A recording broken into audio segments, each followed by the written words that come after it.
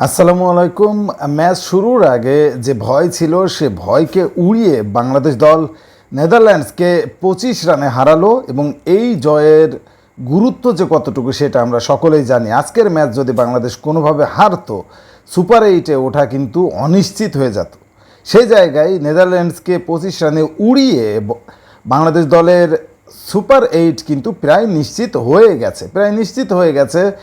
এইটা কিভাবে এত সহজে বলছি সেটার জন্য আসলে পয়েন্ট টেবিলটা দেখতে হবে। সাউথ আফ্রিকা ইতিমধ্যেই সুপার 8-এ পৌঁছে গেছে, 3 ম্যাচে 3টায় জিতে 6 পয়েন্ট নিয়ে 0.603 তাদের রান রেট।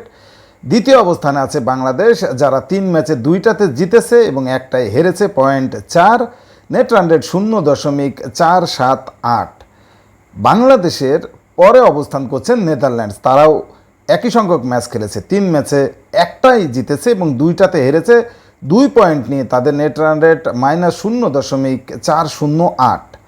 এখন বাংলাদেশকে সহজেই সুপার 8-এ আমি দেখছি কিভাবে। বাংলাদেশের একটা ম্যাচ বাকি আছে, যেটা 17 তারিখ ভোর 5:30টায় অনুষ্ঠিত হবে। প্রতিপক্ষ নেপাল, পক্ষান্তরে নেদারল্যান্ডসেরও একটা ম্যাচ বাকি, যেটার প্রতিপক্ষ শ্রীলঙ্কা। সুতরাং এক্ষেত্রে বলাই যায় যে শ্রীলঙ্কার থেকে কিন্তু বাংলাদেশ দল নেপাল কিন্তু কম শক্তিশালী, অর্থাৎ নেদারল্যান্ডস শক্তিশালী শ্রীলঙ্কার মোকাবেলা করবে আর বাংলাদেশ দুর্বল নেপালের মোকাবেলা করবে। সেই দিক থেকে আসলে বিবেচনা করে নেপালের সাথে বাংলাদেশের জেতা উচিতই, এবং নেপালকে যদি হারানো যায় তাহলে আর কোনো সমীকরণই লাগবে না। যদি কপালে ব্যাড লাক লেখা থাকে তাহলে নেপালের কাছে যদি বাংলাদেশ দল হারে, সেই ক্ষেত্রে আসলে নেট রান রেট একটা বড় ভূমিকা রাখবে।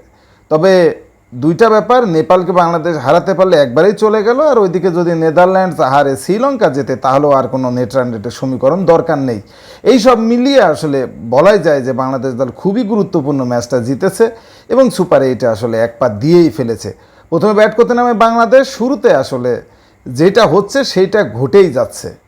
নাজমুল হাসান শান্ত তিনি আসলে কোনোভাবেই ক্যাপ্টেন্সির চাপ নিয়ে ব্যাটিংটা কোনোভাবেই তিনি ঠিকঠাক করতে পারছেন না। মাত্র 1 রান করেছেন 3 বল খেলে, এবং যেভাবে তিনি আজকে আউট হয়েছেন, এই আউটটা এত বিচ্ছিরি ব্যাপার, বলাই যায় না। তিনি ওপেন করতে নেমেছেন, তিনি রিভার্স সুইপ করছেন দ্বিতীয় ওভারে গিয়ে রিভার্স সুইপ করে আসলে বিচ্ছিরি অবস্থা। একজন প্লেয়ারের অবস্থা কতটা খারাপ হলে এই ধরনের নির্বোধের মতো শট খেলতে পারে একজন ক্যাপ্টেন।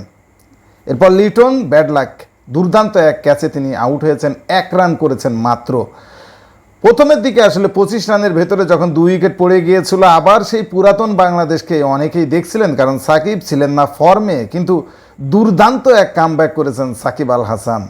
চমৎকারভাবে বাংলাদেশ দলকে সেই পুরাতন সাকিব আগে যেভাবে দলকে টেনে টেনে উপরের দিকে নিয়ে আসতেন তেমনটাই করলেন, তাকে সাহায্য করেছেন তানজিদ। 26 বলে 35 করেছেন, অন্তত স্কোরটা 50+ হওয়া উচিতই ছিল, সেটা তিনি করতে পারেননি। সাকিব আল হাসান শেষ পর্যন্ত নট আউট ছিলেন, 46 বলে করেছেন 64 রান, 9টা 4 মেরেছেন, 139 স্ট্রাইক রেটে ব্যাট করেছেন। শেষের দিকে তাকে সঙ্গ দিয়েছেন মাহমুদুল্লাহ, 21 বলে করেছেন 25, আর জাকির করেছেন খুব দ্রুত 14 রান। সব মিলিয়ে বাংলাদেশ দল 159 রানের একটা পুঁজি সংগ্রহ করতে পারে 5 উইকেট হারিয়ে, যেখানে আসলে 160 রান আজকের খেলাটা ছিল ওয়েস্ট ইন্ডিজে। দেখার বিষয় ছিল যে আসলে কি হয়। শুরুটা খারাপ করেনি নেদারল্যান্ডস, একটা সময়ে মনে হচ্ছিল যে ম্যাচ মনে হয় নেদারল্যান্ডসই জিতে যাবে। 9.3 ওভারে 69 রান থাকে তাদের, মাত্র 3 উইকেটে। সেইখান থেকে আসলে এই ম্যাচ যে এইভাবে ছিটকে যাবে নেদারল্যান্ডস ভাবাই যায়নি। বোলারদের কথা যদি বলতে হয়, ফিজ দুর্দান্ত ছিলেন, ফিজের বল তো খেলতেই পারেননি তারা। 4 ওভারে 13 রান দিয়েছেন মাত্র ফিজ এবং একটা উইকেটও নিয়েছেন তানজিদ। 3 ওভারে 23 রান দিয়ে কট অ্যান্ড বোল্ড করেছেন একটা উইকেট। যে কট অ্যান্ড বোল্ড তিনি করেছেন অসাধারণ, নিজের বলে নিজেই ক্যাচ ধরেছেন, দুর্দান্ত। তাসকিন 4 ওভারে 30 রান দিয়ে নিয়েছেন 2 উইকেট। রিশাদের কথা আলাদাভাবে বলতেই হবে, শুরুর 2 ওভার ভালো না করতে পারলেও শেষের 1 ওভারে 3 নম্বর ওভারে পরপর 2টা উইকেট তিনি দখল করে ম্যাচের মোড় আসলে ঘুরিয়ে দিয়েছেন।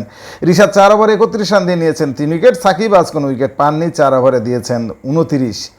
আর মাহমুদুল্লাহ, তার কথাও বলতে হয়, একটা উইকেট পেয়েছেন, 1 ওভার বল করেছেন, 6 রান দিয়ে একটা উইকেট তিনি নিয়েছেন।